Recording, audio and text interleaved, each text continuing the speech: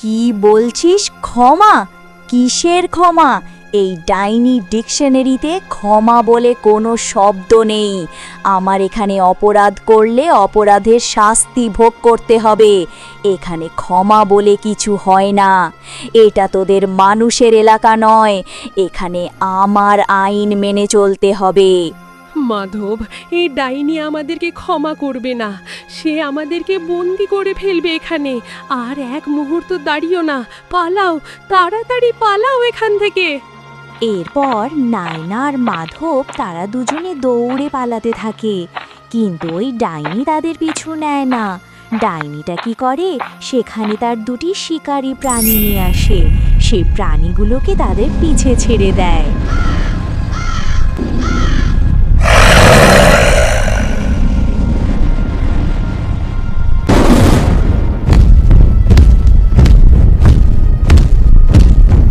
প্রাণীগুলো দেখে বেশ অদ্ভুত মনে হচ্ছে।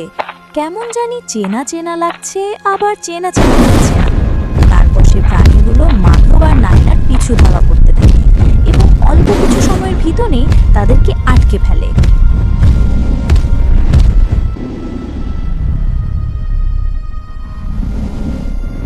নয়না, এই প্রাণীগুলো তো আমাদেরকে চারদিক থেকে ঘিরে ফেলেছে। এখন আমরা কি করব? আর আমাদের পেছনে তো পড়েছিল ওই রাক্ষসটা, ওই ডাইনিটা। কিন্তু হঠাৎ করে এই অদ্ভুত দেখতে প্রাণীগুলো কোথা থেকে আসলো? মাধব, এই প্রাণীগুলো ওই ডাইনির পালিত পশু। ওই ডাইনিটি এদেরকে আমাদের পিছনে লেলিয়ে দিয়েছে। এখন আমাদের পালানোর আর কোনো পথ খোলা নাই। কি রে, পালিয়ে যাবি? পালিয়ে কোথায় যাবি? এই জঙ্গল থেকে? যারা এখানে এসে আটকে যায় তাদের পিছনে ফিরে যাওয়ার কোনো অপশন থাকে না। আর এই ডাইনির হাত থেকে পালিয়ে যাওয়া শুধু কঠিনই নয়, অসম্ভবও বটে। নয়না, দেখো, এরা মানুষের মতো কথা বলতে পারে। এই জঙ্গলে তো দেখতে গাছপালা, কীটপতঙ্গ, আকাশ, নদী সবকিছুই কথা বলতে পারে, তাও আবার মানুষের ভাষায়। মাধব, তোমাকে বললাম না, এগুলো ওই ডাইনির পালিত পোষা প্রাণী। এরা ৮-১০টা সাধারণ প্রাণীর মতো নয়। এদের ভিতরে কিছু বিশেষ গুণ থাকবে, এটাই স্বাভাবিক। এই তোরা নিজেদের মধ্যে বক বক কি করছিস? এইসব বক বক বাদ দে, বাদ দিয়ে আমাদের সাথে চল, নয়তো তোদেরকে এখানে কিমা বানিয়ে খেয়ে ফেলবো। এরপর এই প্রাণীগুলো নায়না আর মাধবকে তাদের সাথে করে নিয়ে যেতে থাকে। একটা প্রাণী পিছনে থাকে আর একটা প্রাণী থাকে তাদের সামনে, আর তাদেরকে মাঝখানে রেখে তারা সামনের দিকে এগোয়, যাতে তারা কোনো দিকে পালিয়ে যেতে না পারে। অনেকক্ষণ পর সেই প্রাণীগুলো নয়না আর মাধবকে ওই ডাইনির সামনে নিয়ে আসে। কি রে, তোদের সাহস তো দেখি কম না। তোরা আমার সামনে থেকে দৌড়ে পালিয়ে যাস? তোরা কি জানিস না আমার সামনে থেকে পালিয়ে যাওয়া অসম্ভব? আমরা কি করব আমাদের ছেলেকে বাঁচানোর জন্য? আমাদের কাছে আর কোনো পথ খোলা ছিল না, তাই বাধ্য হয়েই এখান থেকে পালিয়ে গেছি। এটা একদম সত্য কথা। তোমার যদি বিশ্বাস না হয় তাহলে তুমি যাচাই করে দেখতে পারো। আমার দুটি সন্তান, তার মধ্যে একটি সন্তানকে নাগরাজ অভিমান্যু ধরে নিয়ে গেছে, যাকে তার বাবা শ্যামদেব তাদের নাগলোকে বন্দি করে রেখেছে। আমাদের আরও একটি সন্তান আছে, যাকে খুঁজে বের করার জন্য আমরা সেই আয়নাটির উদ্দেশ্যে এখানে এসেছি। এখন যদি আমরা এখান থেকে যেতে না পারি তাহলে আমাদের সন্তানের ভবিষ্যৎ কি হবে? দেখ দেখ, তোরা যতই ভালো হস না কেন, এই ডাইনির আইন কখনোই পরিবর্তন হবে না। আমার আইন আইনের মতোই চলবে। আমার আইনে কোনো পরিবর্তন বা কোনো সংযোজন হবে না। তোদেরকে এখন আমি ধরে নিয়ে যাব আমার গোপন কুঠিরে। ওখানে তোদেরকে সাজা ভোগ করতেই হবে। দেখো, এখানে নেকা কান্নাকাটি করে কোনো লাভ নেই। তোমাদের জন্য ভালো এটাই হবে আমাদের সাথে চুপচাপ চলো, নয়তো তোমাদের সাজার পরিমাণ আরও বেড়ে যাবে। তারপর ডাইনিটি নয়ানা আর মাধবকে নিয়ে তার গোপন কুটিরে চলে যায়। সেখানে তাদেরকে নিয়ে একটি খাঁচার মধ্যে বন্দি করে রাখে।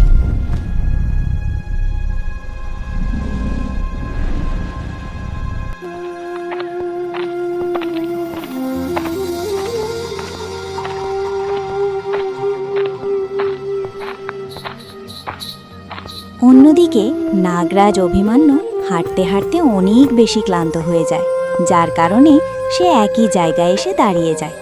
তার খুবই খিদে পেয়ে যায়। হঠাৎ করে সে তার সামনে একটি কুমড়া ক্ষেত দেখতে পায়।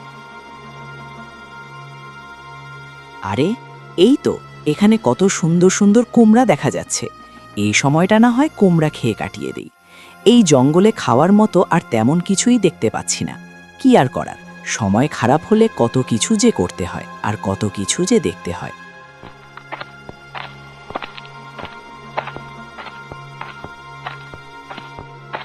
এরপর অভিমন্যু গিয়ে সেখান থেকে একটি কুমড়া ছিঁড়ে খেতে শুরু করে। খেতে খেতে প্রায় পুরো কুমড়াটি এসে খেয়ে শেষ করে ফেলে। আরে বাহ, এই কুমড়া তো খেতে খুবই সুস্বাদু লেগেছে। একটা কুমড়া এতটা সুস্বাদু, এটা তো ভাবাই যায় না। আমার তো মনে হয় এটা কোনো সাধারণ কুমড়া না, এটা হয়তো অন্য কোনো প্রজাতির বিশেষ কোনো কুমড়া হবে। যাই হোক, আমি যাওয়ার সময় এখান থেকে কিছু কুমড়া নিয়ে যাব। এখান থেকে কুমড়া নিয়ে গেলে কুমড়ার বীজগুলো নাগলোকে নিয়ে চাষ করতে পারবো। কিন্তু অন্যদিকে ঘটে যায় লঙ্কা কাণ্ড। এই কুমড়া ক্ষেতের মালিক তার এইসব কার্যক্রম দেখে খুব বেশি রেগে যায়। কে কে আমার কুমড়া ক্ষেত থেকে কুমড়া খেয়েছে? কে আমার 100 বছরের সাধনা নষ্ট করেছে? কার এত বড় সাহস হয়ে গেছে? শত শত বছর ধরে আমি এই কুমড়া দেখে রেখেছি। এটা তো কারো খাওয়ার জন্য তৈরি করা হয়নি। এটা তো বিশেষ ধরনের কুমড়া, যেটা আমার সাধনার জন্য ধীরে ধীরে আমি বড় করে তুলেছি। তোর কলিজা এত বড়? তোর কলিজা আমি ওজন দিয়ে দেখব। এরপর সে কুমড়ার মতো দেখতে মানুষটা অভিমন্যুর সামনে চলে আসে, যেটা দেখে অভিমন্যু কিছুটা ঘাবড়ে যায়।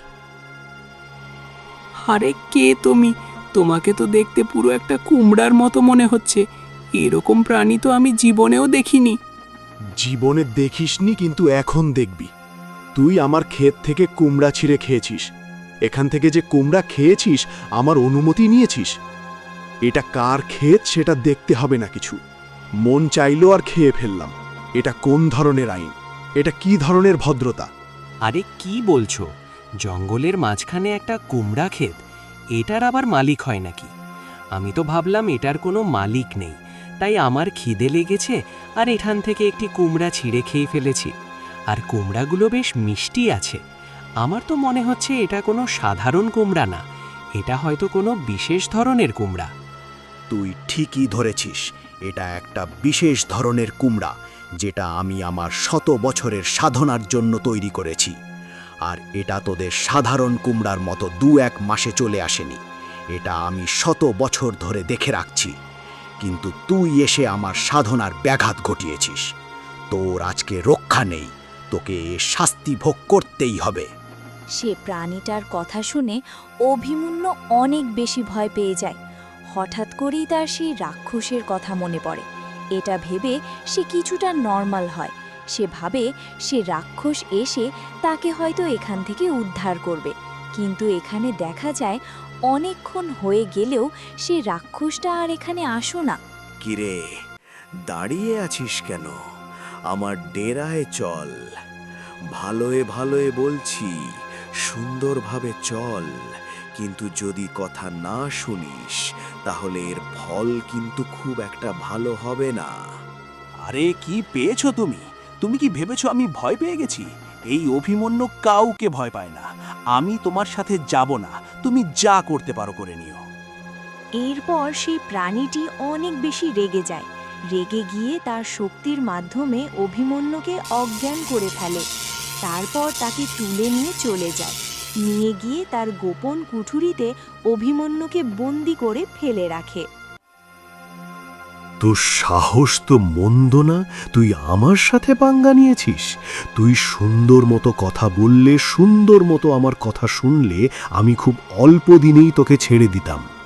কিন্তু তুই আমার সাথে বেয়াদবি করেছিস, আমার ইগো হার্ট করেছিস। তোর তো কপালে দুঃখ আছে। অন্যদিকে সেই ডাইনিটি নায়না আর মাধবকে যেখানে বন্দি করে রেখেছিল, সেখানে তারা ডাইনিটির সাথে একটা বোঝাপড়া করার চেষ্টা করে। কিরে, সেই তখন থেকে চিল্লাচিল্লি করছিস? তোরা কি আমার মাথা খাবি নাকি? চুপচাপ এখানে বসে থাক, কোনো কথা বলবি না। কথা বললে কিন্তু খুব একটা ভালো হবে না। দেখো ডাইনি, সব সমস্যারই একটা সমাধান আছে, তাই না? তুমি হয়তো আমাদেরকে দীর্ঘ সময় ধরে এখানে একটা শাস্তি দেওয়ার চিন্তাধারা করতেছো, কিন্তু কোনোভাবে কি কোনো একটা কঠিন শাস্তি দিয়ে অল্প সময়ের ভেতরে আমাদের শাস্তিটা শেষ করা যায় না? অল্প সময়ের ভেতরে কোনো কঠিন শাস্তি? এটা বলতে তোরা কি বোঝাতে চাচ্ছিস? কঠিন শাস্তি কি দিব তাদেরকে? বেশি কঠিন শাস্তি দিলে তোরা মারা যাবি। আবার তোদেরকে যদি মেরে ফেলি, তাহলে অল্প সময়ে শাস্তি শেষ হয়ে গেলেও লাভ কি? তোরা তো আর কিছু করতে পারবি না। আরে ডাইনি, তুমি আমার কথা বুঝতে পারোনি। আমি কঠিন শাস্তি বলতে আমাদেরকে মেরে ফেলতে বলিনি।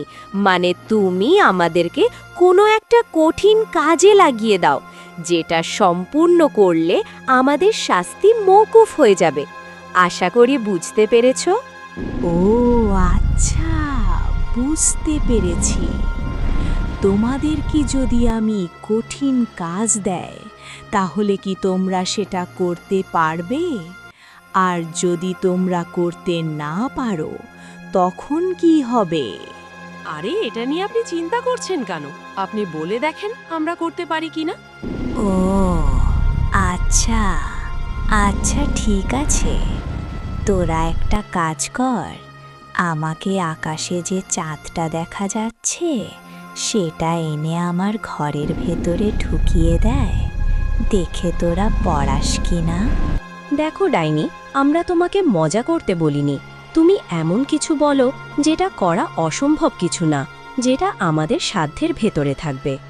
আচ্ছা শোন, তাহলে আমার একটি মেয়ে ছিল, তাও অনেক দিন আগের কথা, প্রায় 100 বছর হয়ে গেছে। আমার মেয়েটাকে আমি নিজের কাছে রাখতে পারছি না। সে এখনো বেঁচে আছে, কিন্তু সে এক ভয়ানক রাক্ষসের কবলে বন্দী হয়ে আছে। ওই রাক্ষসটা তাকে একটি ফুল বানিয়ে তার বাগানের মধ্যে বন্দী করে রেখেছে। কিন্তু আমি ওই রাক্ষসের সাথে শক্তি দিতে পারব না, তাই আমার দ্বারা আমার মেয়েকে বাঁচানো কখনোই সম্ভব না। এখন যদি আমি অতি আবেগে আপ্লুত হই সেখানে যাই, তাহলে দেখা যাবে ওই রাক্ষসটা আমাকেও সেখানে বন্দি করে দিবে। আচ্ছা ঠিক আছে, আমি এটা করার চেষ্টা করব। এত যদি আমাদের জীবনে চলে যায় তাতেও কোনো সমস্যা নাই। আমাদের সন্তানকে বাঁচাতে হলে আমাদের এই রিস্ক নিতেই হবে। ঠিক আছে, তোমরা যদি এই কাজটা করতে পারো, তাহলে তোমাদের শুধু আমি ছেড়েই দেব না, তার সাথে তোমাদের বিশাল বড় একটা উপহার দেব। তোমাদেরকে এই জঙ্গলে অন্য কোনো বাধার সম্মুখীন না করে একদম সোজা সেই মন্দিরে পৌঁছে দেব, যেখানে ওই জাদুর আয়নাটি রয়েছে। ঠিক আছে ডাইনি, তাহলে কথাই এটাই থাকলো। এখন তাহলে আমরা যাই, আমাদের মিশন শুরু করা যাক।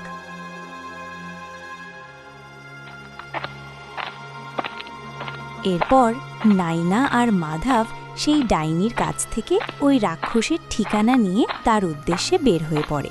তারপর বেশ খানিকক্ষণ হাঁটার পর তারা অবশেষে সেই জায়গাতে পৌঁছে যায় যেখানে ওই রাক্ষসটার ফুলের বাগান ছিল। দেখো নাইনা, এখানে কতগুলো ফুল। আমার তো মনে হচ্ছে এটাই সেই রাক্ষসটার ফুলের বাগান। দেখো, একটা রাক্ষসও ফুল পছন্দ করে, চিন্তা করা যায়? মাধব, তুমি ঠিকই বলেছ, এটা সেই রাক্ষসটারই ফুলের বাগান। কারণ এখানে ভীষণ অদ্ভুত অদ্ভুত ফুল দেখা যাচ্ছে, যেগুলো কোনো সাধারণ বাগানে থাকার কথা নয়। আর হ্যাঁ, ফুল সবারই পছন্দ হয়, হোক সে খারাপ মানুষ অথবা ভালো মানুষ, অথবা কোনো রাক্ষস অথবা ডাইনি, সবাই ফুল ভীষণ পছন্দ করে। এরপর তারা দুজন যখন সেই বাগানে ঢোকার জন্য প্রস্তুত হয়, ঠিক তখনই তাদের সামনে সেই রাক্ষসটা হাজির হয়ে যায়। কে রে, কে তোরা? আর তোরা এদিকে কোথায় যাচ্ছিস? এটা আমার বাগান, এখানে জনসাধারণের প্রবেশ নিষেধ। তোরা তোদের বাড়িতে ফিরে যা, এদিকে গেলে তোদের অবস্থা খুবই খারাপ হয়ে যাবে। আরে, তোমার এই বাগানটা তো খুব সুন্দর। এরকম বাগান আমি জীবনে প্রথমবার দেখেছি। এত সুন্দর সুন্দর ফুল, কত নানা রঙের গাছপালা, তার ওপর এমন এমন ফুলও রয়েছে যেগুলো আমি জীবনে কখনোই দেখিনি। এখানেই প্রথমবার দেখছি। আমাদেরকে একটু ভেতরে যেতে দাও না, আমরা ভেতরে গিয়ে একটু ঘুরে তারপর আবার চলে আসব। তোদের কাছে কি এটা শিশু পার্ক মনে হয় নাকি, যে এখানে ঘুরতে যাবি? এটা তোদের ঘোরার জন্য তৈরি করা হয়নি। এটা আমার ব্যক্তিগত বাগান, এখানে তোরা কখনোই প্রবেশ করতে পারবি না। এখনো সময় আছে, তোরা সুন্দর মতো বাড়িতে ফিরে যা। আর ঘোরার ইচ্ছা থাকলে কোনো শিশু পার্কে গিয়ে ঘুরে আয়। দেখো রাক্ষস, আমরা বুঝতে পারছি তুমি তোমার বাগানকে অনেক বেশি ভালোবাসো, যার কারণে তুমি এটাকে আগলে রাখতে চাচ্ছ। কিন্তু আমরা ভেতরে ঢুকলে তেমন কোনো সমস্যাই হবে না। আমরাও ফুল খুব ভালোবাসি, আমরা তোমার বাগানের কোনো ক্ষতি করব না। আমরা শুধুমাত্র দেখব, বাগানটা ঘুরব, তারপর চলে আসব। আচ্ছা ঠিক আছে, আমি বুঝতে পেরেছি। কিন্তু একটা কথা মনে রাখবে, এখানে পছন্দ আর ভালোবাসা দুইটা এক জিনিস না। পছন্দ হলো তুই এখানে আসলি, ফুল দেখলি, ফুল তোর পছন্দ হলো আর সেটাকে উঠিয়ে নিলি, এটা হলো পছন্দ। কিন্তু ভালোবাসা হলো তুই সেই ফুলটাকে না ছিঁড়ে পানি দিয়ে যত্ন করে আগলে রাখলি। এটাই হচ্ছে ভালোবাসা আর পছন্দের মধ্যে তফাৎ। তোদের এই ভালোবাসা যেন একটা সাধারণ পছন্দে পরিণত না হয়, সেদিকে ভালোভাবে খেয়াল রাখবি। তারা দুজন কোনো রকম করে সে রাক্ষসকে মানিয়ে নেয়, আর রাক্ষসটাও তাদেরকে ভিতরে যাওয়ার জন্য অনুমতি দিয়ে দেয়। তারপর তারা দুজন সে বাগানের ভেতরে প্রবেশ করে। তারা সে বাগানের ভেতরে অনেকক্ষণ হাঁটাহাঁটি করে, কিন্তু কোথাও সেই ফুলটাকে দেখতে পায় না, যেটার মধ্যে ডাইনির মেয়েকে লুকিয়ে রেখেছে। মাধব, আমরা এখন কিভাবে বুঝব যে ওই ডাইনের মেয়েটি ঠিক কোন ফুলটার মধ্যে বন্দী রয়েছে? দেখো নাইনা, এখানে যে ফুলগুলো রয়েছে, নিচে ফুলের পাপড়িগুলো ঝরে নিচে পড়ে। কিন্তু যে ফুলের মধ্যে ডাইনির মেয়ে বন্দি আছে, সেটা কোনো আসল ফুল নয়। তার মানে ওইটা থেকে ফুলের পাপড়িও ঝরে পড়বে না। আরে মাধব, তুমি তো বেশ মেধাবী, তোমার মাথায় কিন্তু অনেক বুদ্ধি। তুই অনেক ভালো একটা কথা বলেছিস। চলো আমরা এখন এরকম একটা ফুল খুঁজে বের করি, যেটা দেখতে কিছুটা অদ্ভুত, আর যেটা থেকে ফুলের কোনো পাপড়ি নিচে পড়ে না। তারপর তারা দুজন সে ফুলটি খুঁজতে থাকে। খুঁজতে খুঁজতে তারা বাগানের এক কোণায় চলে যায়। সেখানে গিয়ে মাধব এরকম একটি ফুল গাছ পেয়েও যায়। নয়না, এই গাছটাকে দেখাও। দেখো, এই গাছটা দেখতে কিছুটা অদ্ভুত, আর এর নিচে ফুলের কোনো পাপড়িও পড়ে নাই। তার মানে এটাই সে ভুল হতে পারে, যেখানে ডাইনের মেয়েটি বন্দি আছে। আমি নিশ্চিত যে এই ফুলটির মধ্যে ডাইনির মেয়ে বন্দি আছে, কারণ তুমি দেখো এখানে বাকি সবগুলো ফুল থেকে এই ফুলটি দেখতে অনেকটা ভিন্ন, অনেকটা বলতে পুরোপুরি ভিন্ন। এটার সাথে অন্য কোনো ফুলের কোনো মিলই পাচ্ছি না। নায়না, চলো তাহলে আমরা এই ফুলটাকে উঠিয়ে নেই, আর ফুলটাকে নিয়ে সোজা এখান থেকে দৌড়ে ডাইনির কাছে চলে যাই। ডাইনির কাছে আমরা পৌঁছে গেলে তখন হয়তো রাক্ষস আমাদের কিছুই করতে পারবে না। মাধব, ওই রাক্ষসের চোখ ফাঁকি দিয়ে আমরা এখান থেকে এত সহজে পালিয়ে যেতে পারবো না। এখান থেকে আমরা পালিয়ে যেতে গেলে ওই ডাইনিটি আমাদেরকেও এই বাগানে ফুলের ভেতরে বন্দি করে দেবে। আমাদের সকল পরিকল্পনা এখানেই মাটি হয়ে যাবে। নাইনা, এখন তাহলে আমরা কি করব? কিভাবে আমরা ডাইনির মেয়েকে এখান থেকে উদ্ধার করে নিয়ে যাব? মাধব, আমাদের আগে এটা শিওর হতে হবে যে এই ফুলটার মধ্যেই ডাইনির মেয়ে বন্দি আছে। ডাইনির মেয়ে চম্পা, তুমি কি এই ফুলের মধ্যে বন্দি আছো? থাকলে প্লিজ আমাদের সামনে দেখা দাও। আমাদেরকে তোমার মা পাঠিয়েছে, আমরা তোমাকে এখান থেকে উদ্ধার করতে এসেছি। তারপর সেই ফুলটির মধ্যে একটি চেহারা ভেসে ওঠে। কে তোমরা? তোমরা কেন আমাকে বাঁচাতে এসেছো? আমার মা তোমাদেরকে পাঠিয়েছে। তোমাদেরকে কি এটা বলেছে যে এখানে আগেও আরও অনেকে এসেছিল আমাকে উদ্ধার করে নিয়ে যেতে, কিন্তু তারা কেউ এখান থেকে আর জীবিত ফিরে যেতে পারেনি? দেখো চম্পা, আমরা যদি ভয় পেতাম তাহলে এতটুকু পথ পাড়ি দিয়ে এখানে আসতাম না। আমাদের জীবনের চেয়ে আমাদের মিশনের মূল্য অনেক বেশি। আমাদের জীবন চলে যাক, তাতে আমাদের কোনো দুঃখ থাকবে না, কিন্তু আমাদের এই মিশন যদি ব্যর্থ হয়ে যায় তাহলে আমি নিজেকে কখনো ক্ষমা করতে পারবো না। দেখো নায়না, তুমি অতি আবেগে ডুবে আছো। আবেগ থেকে বের হয়ে আসো আর বিবেক দিয়ে চিন্তা করে দেখো তোমার জন্য কোনটা করা ঠিক হবে। নায়না, ও কিন্তু ঠিক বলছে। আমরা যদি ওকে নিয়ে যাই তাহলে ওকে আমরা কিভাবে নিয়ে যাব? ওকে নিয়ে যেতে গেলে তো ডাইনি আমাদেরকে দেখে ফেলবে, আর ডাইনির চোখ ফাঁকি দিয়ে পালানো তো সম্ভব না। নায়না, মাধব কিন্তু ঠিকই বলছে। মনে কর তুমি আমাকে এখান থেকে নিয়ে যাবে কিভাবে? নিয়ে যাওয়া তো অসম্ভব। পরে তো ও আমার সাথে সাথে আমাদেরকে এখানে ফুল বানিয়ে বন্দি করে রেখে দেবে। দেখো, আমাদের এত সহজভাবে চিন্তা করলে হবে না, আমাদেরকে একটু কঠিনভাবে চিন্তা করতে হবে। আমাদেরকে কোনো না কোনো পথ খুঁজে বের করতেই হবে। এমন কোনো পথ খুঁজে বের করতে হবে যেটার মাধ্যমে আমরা ডাইনির সামনে দিয়ে তাকে নিয়ে যাব, কিন্তু ডাইনি সেটা বুঝতেও পারবে না। নায়না, তোমার মাথায় কি এমন কোনো বুদ্ধি আছে যেটার মাধ্যমে তাকে আমরা ডাইনির সামনে দিয়েই লুকিয়ে নিয়ে যেতে পারবো? মাধব, চলো আমরা সামনে গিয়ে জঙ্গলের মধ্যে এমন কিছু খুঁজে দেখি যেটার মাধ্যমে চম্পাকে আমরা লুকিয়ে ডাইনির সামনে দিয়েই নিয়ে যেতে পারবো। এরপর নায়না আর মাধব তারা দুজনেই সেখান থেকে আবারও জঙ্গলের দিকে বের হয়।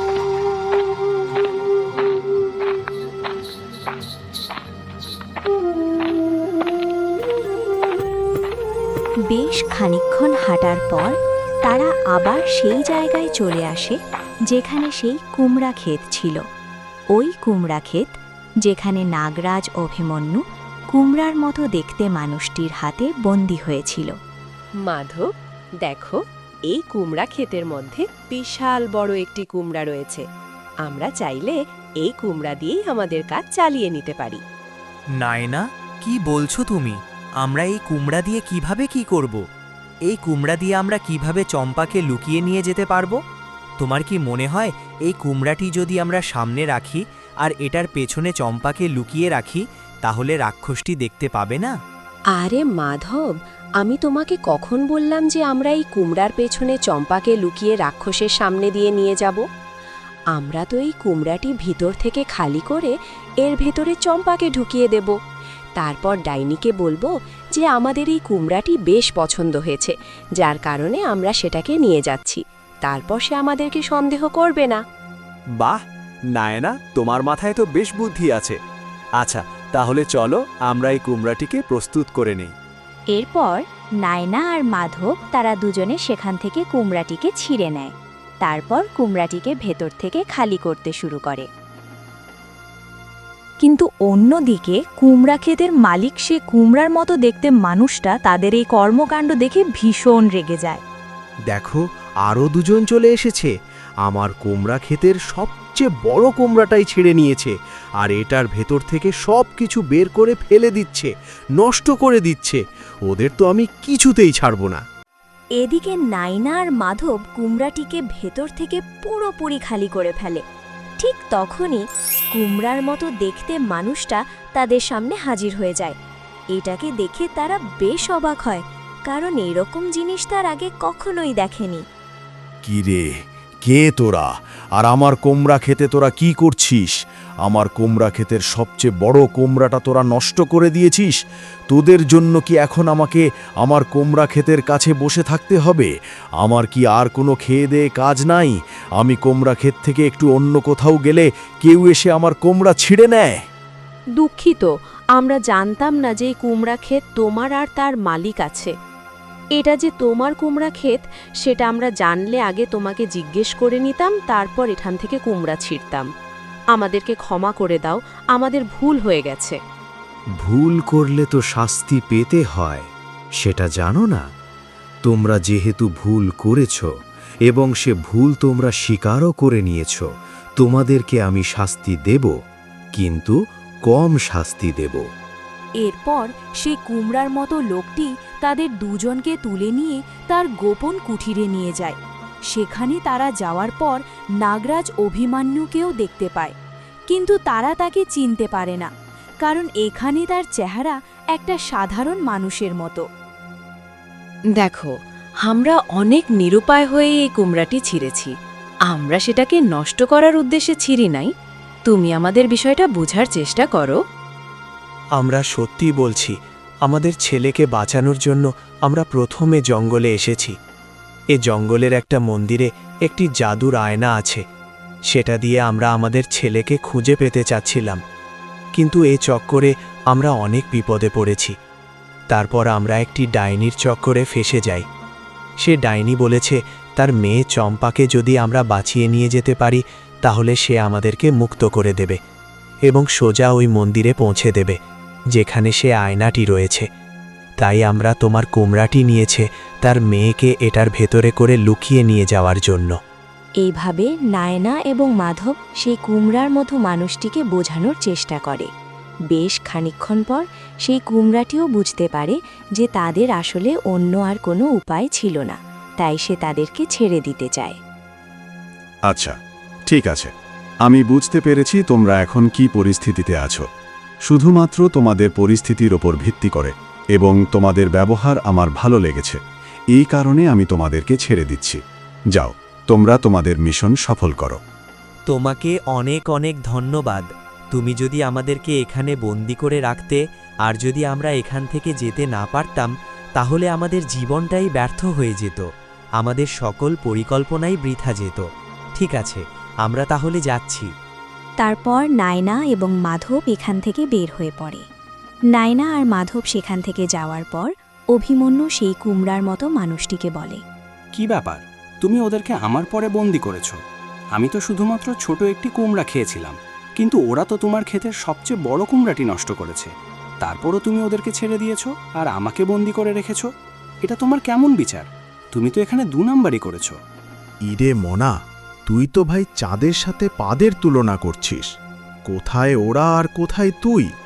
তোর ব্যবহার তো কুত্তার মতো। আর ওদের ব্যবহার দেখেছিস কতটা নম্র, কতটা ভদ্র। ওরা তোর মতো বাজে ব্যবহার করেনি আমার সাথে। ওরা যে ভুল করেছিল সেটা ওরা সাথে সাথে স্বীকার করে নিয়েছে আর আমার কাছ থেকে ক্ষমা চেয়েছিল। কিন্তু তুই আমার সাথে ওখানে অনেক বাজেভাবে কথা বলেছিস আর নিজের ভুল স্বীকারও করিসনি। অন্যদিকে মাধব আর নায়না আবার সেই বড় কুমড়াকে নিয়ে ডাইনির মেয়ে চম্পার নিকটে পৌঁছে যায়।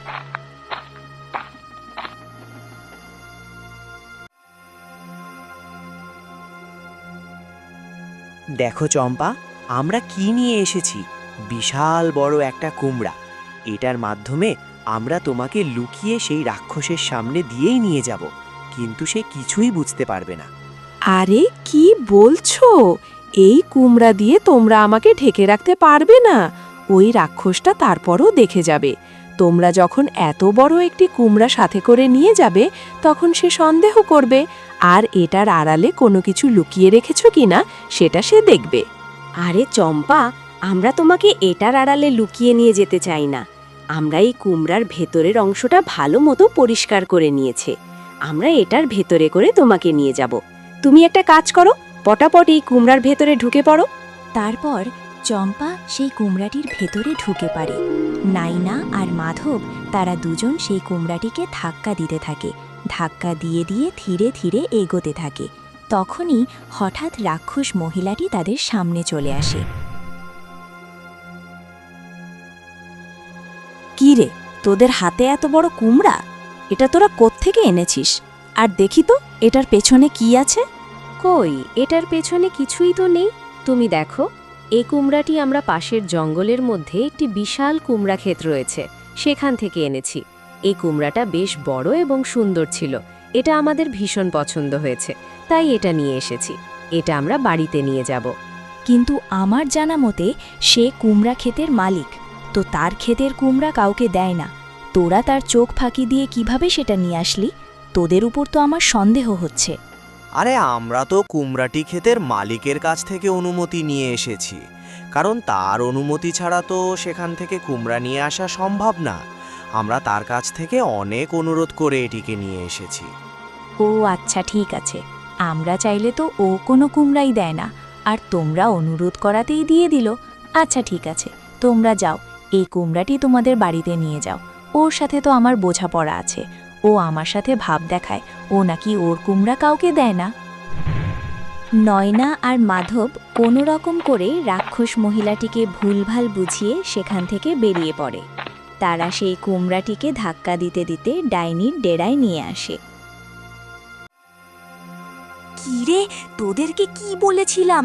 তোদেরকে বলেছিলাম আমার মেয়ে চম্পাকে মুক্ত করে নিয়ে আসতে, কিন্তু তোরা সেটা তো পারিসনি। উল্টো কোত্থেকে কুমড়া একটা নিয়ে এসেছিস। এই কোমর দিয়ে আমি কি করব? কি ভেবেছিস এই কুমড়া আমাকে দিলে আমি তোদেরকে ছেড়ে দেব? এত সোজা না। আরে ডাইনি, একটু দাঁড়াও, আমাদেরকে তো আগে বলতে দাও। আমরা এই কুমড়াটার ভেতরে করে লুকিয়ে তোমার মেয়েকে উদ্ধার করে নিয়ে এসেছি। বিশ্বাস না হলে দেখে নাও। এরপর তারা সেই কুমড়াটি থেকে চম্পাকে বের করে আনে, যেটা দেখে সে ডাইনি আবেগে আপ্লুত হয়ে যায়।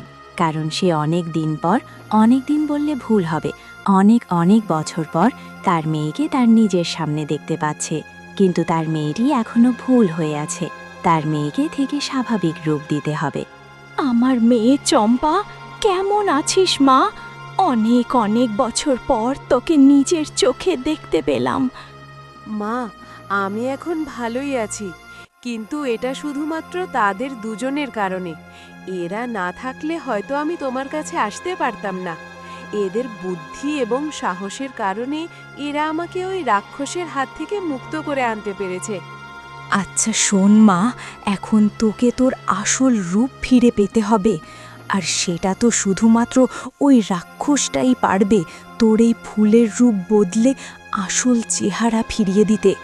কিন্তু এটা অসম্ভব, সেটা তো বুঝতেই পারছিস। এখন আমি একটা কাজ করি, তুই এখানেই থাক, আমি ওদেরকে জঙ্গলের মন্দিরে নিয়ে যাই। সেখানে যে জাদুকরি আয়নাটি আছে তার কাছ থেকে জানতে পারবো তোকে নিজের রূপ ফিরিয়ে দেওয়ার অন্য কোনো উপায় আছে কিনা। আচ্ছা ডাইনি, চলো আমরা যাই। আমাদের অনেক লেট হয়ে যাচ্ছে, কারণ আমাদের পথে আরও অনেক সময় লেগে যাবে। শুধুমাত্র আয়নাটা হাতে পেলেই যে আমাদের কাজ শেষ, এটা কিন্তু না। আমাদের নিজের ছেলে কোথায় আছে সেটা জানতে হবে, তারপর তাকে খুঁজে বের করতে হবে। হ্যাঁ ডাইনি, মাধব ঠিকই বলছে। আমাদের তাড়াতাড়ি রওনা দেওয়া উচিত। চম্পা এখানেই থাকুক। চলো আমরা সেই মন্দিরের দিকে যাই যেখানে আয়নাটি রয়েছে। ঠিক আছে, চলো আমরা আর দেরি না করি।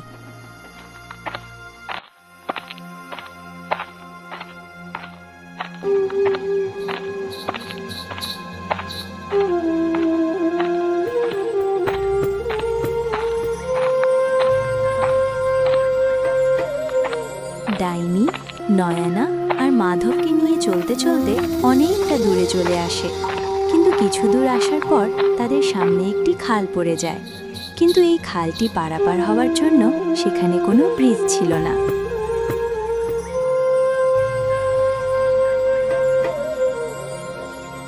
আরে মাধব, দেখো সামনে তো একটি বিশাল বড় খাল দেখা যাচ্ছে, আর এটি তো অনেক গভীর। আমাদের তো মনে হচ্ছে এই খাল পার হয়ে সামনে যেতে হবে, কিন্তু এ তো খুবই গভীর, আর এটাতে কোনো ব্রিজ দেখা যাচ্ছে না। কিভাবে পার হব এটা? নাইনা, সত্যি এই খালটা অনেক বেশি গভীর, কিন্তু আমরা ইতিমধ্যেই অনেক কঠিন বাধা পার হয়ে এখানে এসেছি। আমরা যে করেই হোক এই বাধাটাও পার হয়ে যাব, এটা নিয়ে চিন্তা করো না। নাইনা আর মাধব, এই খাল পারাপার হওয়া নিয়ে তোমরা কেন চিন্তা করছো? আমি তোমাদেরকে বলেছিলাম, মনে আছে, যে আমার মেয়েকে ফিরিয়ে এনে গেলে আমি তোমাদেরকে দিনা বাধায় সেই মন্দির অবধি পৌঁছে দেব।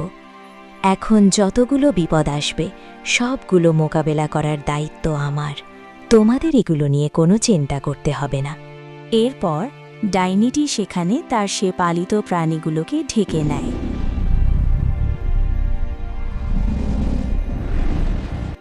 কি হলো মালিক, হঠাৎ করে আমাদেরকে স্মরণ করলেন?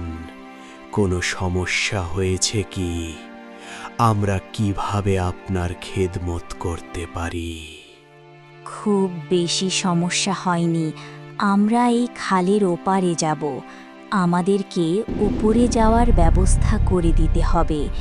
এখানে দেখতে পাচ্ছ খালটা খুবই গভীর, আর এই খালের উপরে কোনো ব্রিজও নেই। শুধু এটুকুই? আচ্ছা, ঠিক আছে, আমরা ব্রিজ তৈরি করে দিচ্ছি। তারপর আপনি আপনার সাথে যারা আছে তারা অনায়াসে এই খাল পার হয়ে যেতে পারবেন।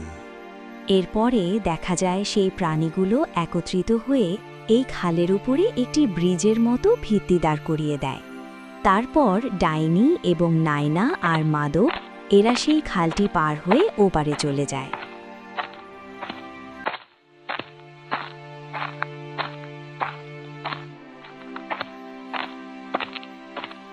আচ্ছা ডাইনি, তোমার নাম কি?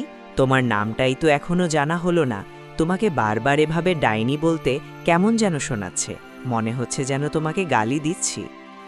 মাদক, তুমি আমাকে ডাইনি বললে আমার কোনো সমস্যা নেই। আমার এটা শুনতে খারাপ লাগে না। মনে করো তুমি একটা মানুষ। আমি যদি তোমাকে মানুষ বলে ডাকি তাহলে কি তোমার খারাপ লাগবে? লাগবে না। আচ্ছা, তারপর যদি তুমি আমাকে ডাইনি বলতে খারাপ লাগে তাহলে আমাকে লালবতী বলে ডাকতে পারো। এটা আমার ডাকনাম। আচ্ছা লালবতী, তোমার সাথে এই যে প্রাণীগুলা থাকে এগুলোর নাম কি? এগুলো আমি আমাদের এলাকার আশেপাশে কিংবা চিড়িয়াখানা কোথাও দেখিনি। মাধব, এগুলো কোনো সাধারণ প্রাণীর মতো প্রাণী নয়। তুমি তো নিশ্চয়ই জলহস্তী চিনো। এগুলো হচ্ছে সেই জলহস্তির হাইব্রিড ভার্সন। এগুলো পানির বাহিরেও পারে থাকে, স্থলভাগেও অনেক ভালোভাবে থাকে। তাই তুমি চাইলে এগুলোকে হিপ্পুই মনে করতে পারো। আচ্ছা চলো, আমরা এসব ফালতু বিষয় নিয়ে কথা না বলে আমাদের গন্তব্যের উদ্দেশ্যে এগিয়ে যাই। তারপর তারা তিনজনে সেই মন্দিরের দিকে এগোতে থাকে।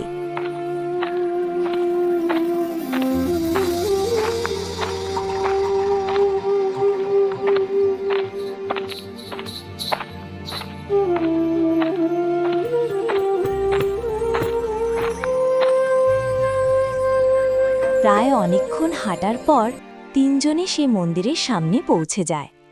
আরে দেখো নায়না, সামনে একটি মন্দির দেখা যাচ্ছে। আমার তো মনে হচ্ছে এটাই সে মন্দির যেটার ভেতরে ওই আয়নাটা রয়েছে। হ্যাঁ মাধব, এটাই সেই মন্দির যেটার ভেতরে ওই জাদুর আয়নাটা রয়েছে। নয়তোবা আমরা কি এখানে আসতাম নাকি?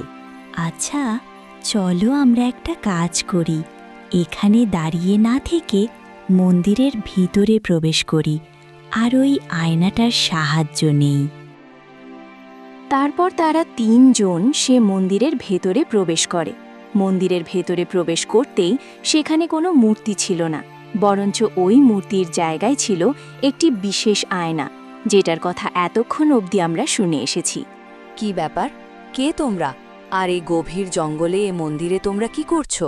তোমরা জানো না এ জঙ্গল অনেক ভয়ঙ্কর, এখানে এভাবে ঘুরে বেড়ানো যাবে না।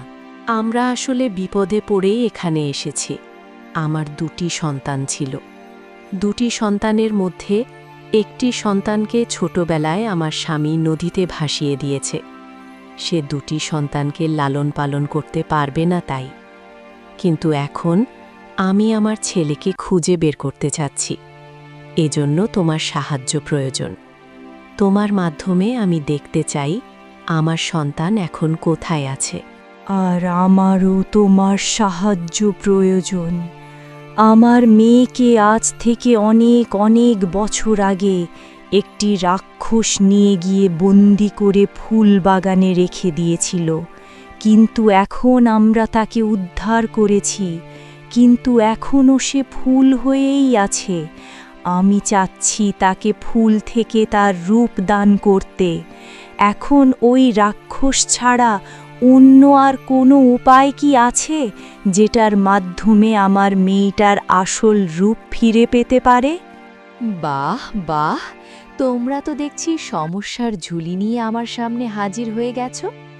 কিন্তু তোমরা কি জানো, আমার কাছ থেকে কোনো প্রকার সাহায্য পেতে হলে তোমাদেরকে 3টি কঠিন ধাঁধার উত্তর দিতে হবে। যদি এ ধাঁধাগুলো সঠিকভাবে উত্তর দিতে না পারো, কিংবা একটি ধাঁধার উত্তর যদি ভুল হয়, তাহলে সাথে সাথে তোমরা পাথর হয়ে যাবে। নায়না এগুলো কি বলছে? ও নাকি আবার প্রশ্ন করবে? আমি তো ভেবেছি এখানে অবধি পৌঁছে গেলে আমাদের আর কোনো সমস্যাই থাকবে না, কিন্তু এ জঙ্গলের মধ্যে তো দেখছি সমস্যা আমাদের পেছনে আঠার মতো আটকে আছে। সমস্যা তো আমাদের পিছু ছাড়ার নামই নিচ্ছে না। আচ্ছা জাদুর আয়না, ঠিক আছে, তুমি আমাদেরকে প্রশ্ন করতে পারো। আমরা সে প্রশ্নগুলোর উত্তর দেওয়ার জন্য প্রস্তুত আছি। তোমাদের শর্ত মনে আছে তো? যদি শুধুমাত্র একটি প্রশ্নের উত্তরও যদি তোমরা ভুল দাও, কিংবা উত্তর যদি দিতে না পারো, তাহলে সাথে সাথে তোমরা সবাই পাথর হয়ে যাবে। হ্যাঁ, শর্ত মনে থাকবে না কেন? তুমি তোমার প্রশ্ন করো। আচ্ছা ঠিক আছে, তোমাদের জন্য প্রথম প্রশ্ন। চোর টাকা দেখলে চুরি করে নিয়ে যায়, কিন্তু আমি এমন জায়গায় টাকা রাখি চোর দেখে কিন্তু নিতে পারে না। এখন বলো তো, আমি কোথায় টাকা রাখি? এটা তো খুবই সহজ প্রশ্ন। এটার অনেকগুলো উত্তর হতে পারে। তার মধ্যে একটা হচ্ছে আমার পকেটে। আমি যদি আমার পকেটে টাকা রাখি, চোর যদি দেখে, তাও সে আমার পকেট থেকে টাকা নিয়ে যেতে পারবে না। আবার এটার উত্তর এমনও হতে পারে যে ব্যাংক। মনে করো আমি ব্যাংকে টাকা রাখলাম, চোর সেটা দেখলেও কিন্তু নিয়ে যেতে পারবে না। বাহ মাধব, তুমি তো খুব সহজেই এই প্রশ্নটির উত্তর দিয়ে দিলে। ঠিক আছে, আর তোমাদের জন্য দ্বিতীয় প্রশ্ন, আর এই প্রশ্নের উত্তর দিতে হবে ডাইনি। বাল্যকালের কথা, 1 লক্ষ তেঁতুল গাছে কয় লক্ষ পাতা? বাল্যকালের কথা, 1 লক্ষ তেঁতুল গাছে কয় লক্ষ পাতা? এটা আবার কেমন প্রশ্ন? সব গাছে কি আর একই পরিমাণ পাতা থাকে নাকি? এটার আবার উত্তর কি হবে? আচ্ছা জাদুর আয়না, আমি কি চাইলে এই প্রশ্নের উত্তর দিতে পারি? তুমি ডাইনিকে পরবর্তীতে অন্য কোনো একটা প্রশ্ন করিও, আমি এই প্রশ্নটার উত্তর দিয়ে দেই, কি বলো? দেখো নায়না, এটা কোনো নিয়মের মধ্যে পড়ে না, ওকে? যে প্রশ্ন করেছে সেটার উত্তর তাকেই দিতে হবে, সে ব্যতীত অন্য কেউ দিতে পারবে না। নয়না, এটার উত্তর আমি দেব, সমস্যা নেই, আমি বুঝে গেছি। এখানে তোমার প্রশ্নটা হচ্ছে বাল্যকালের কথা, 1 লক্ষ তেঁতুল গাছে কয় লক্ষ পাতা। এখানে প্রশ্নের মধ্যেই আমাদের উত্তরের অর্ধেকটা লুকিয়ে আছে। আমরা যদি সাধারণভাবে চিন্তা করি যে 1 লক্ষ গাছে কয় লক্ষ পাতা, সেটা সঠিকভাবে বলা আমাদের পক্ষে কখনোই সম্ভব না। কিন্তু প্রশ্নটি যদি ভালোভাবে খেয়াল করি, এখানে শুরুতে বলা হয়েছে বাল্যকালের কথা। তার মানে গাছটা যখন একেবারে ছোট থাকে, যখন বীজ থেকে গাছটা বের হয়, তখন কিন্তু এই গাছটা 2টি পাতা নিয়ে বের হয়। এখন যদি আমরা 1 লক্ষ গাছের কথা চিন্তা করি, তখন 1 লক্ষ গাছের মধ্যে 2টি করে মোট 2 লক্ষ পাতা থাকবে। বাহ বাহ ডাইনি, তুমি তো খুবই বিচক্ষণতার সাথে এই প্রশ্নের উত্তর দিয়ে দিলে। তোমাদের বেশ মেধাবী মনে হচ্ছে। আচ্ছা ঠিক আছে, আমার তৃতীয় এবং শেষ প্রশ্ন, যেটার উত্তর নায়নাকে দিতে হবে, যেহেতু বাকি দুজন দুটি প্রশ্নের উত্তর দিয়ে দিয়েছে। আর এটার উত্তর দিতে পারলে তোমরা আমার কাছ থেকে হেল্প নিতে পারবে। আমি তোমাদের হুকুমের গোলাম হয়ে যাব। ঠিক আছে, জাদুর আয়না, তুমি তোমার 3 নাম্বার প্রশ্ন জিজ্ঞেস করতে পারো। আমি উত্তর দেওয়ার জন্য সম্পূর্ণ প্রস্তুত। ঠিক আছে নায়না, তোমার জন্য প্রশ্ন হচ্ছে, আমি সব সময় তোমার সামনে থাকি, কিন্তু তুমি আমাকে কখনো দেখতে পাও না। আমি আসার সাথে সাথে বর্তমান হয়ে যায় অতীত, আর আমার জন্যই তোমার সব পরিকল্পনা। বলো তো আমি কে? এই প্রশ্নের উত্তর হবে ভবিষ্যৎ, কারণ আমাদের ভবিষ্যৎ সব সময় আমাদের সামনে থাকে, আর সেই ভবিষ্যৎ আসার সাথে সাথে আমাদের বর্তমানটা অতীত হয়ে যায়। আর আমরা যত সব পরিকল্পনা করি সেগুলো আমাদের ভবিষ্যতের জন্যই করে থাকি। তাই সহজেই বলা যায় এটার উত্তর হবে ভবিষ্যৎ। বাহ, তোমরা খুব ভালোভাবে সবগুলো প্রশ্ন সঠিকভাবে সমাধান করে দিয়েছো। এখন চাইলে তোমরা আমাকে যে কোনো প্রশ্ন করতে পারো। এখন থেকে আমি তোমাদের হুকুমের দাস। আচ্ছা আয়না, তুমি এটা বলো তো, আমাদের যে সন্তানকে আমরা নদীতে ভাসিয়ে দিয়েছিলাম সে কি এখনো বেঁচে আছে নাকি মারা গেছে? তোমাদের ওই সন্তান এখনো বেঁচে আছে। তোমরা যখন তাকে নদীতে ভাসিয়ে দিয়েছিলে, তারপর সে ভেসে ভেসে নদীর এক প্রান্তে চলে যায়। সেখান থেকে একটা পরিবার তাকে উঠিয়ে নিয়ে গিয়ে লালন পালন করেছে। আচ্ছা ঠিক আছে, আমরা আমাদের বিষয়টা পরে দেখতে চাই। আগে তুমি এটা বলো যে ডাইনির মেয়েকে ফুল থেকে মানুষের রূপ দেওয়ার কোনো উপায় আছে কিনা?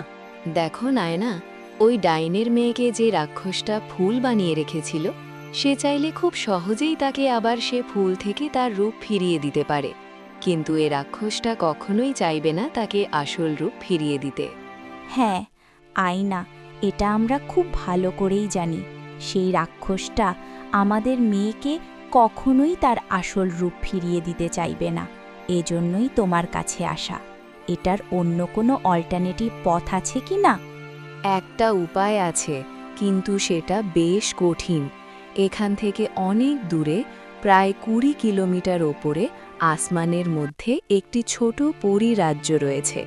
সেই পরীর রাজ্যে একটা বিশেষ ঔষধ রয়েছে, যেটা তারা বিভিন্ন ফুলের নির্যাস থেকে তৈরি করে থাকে।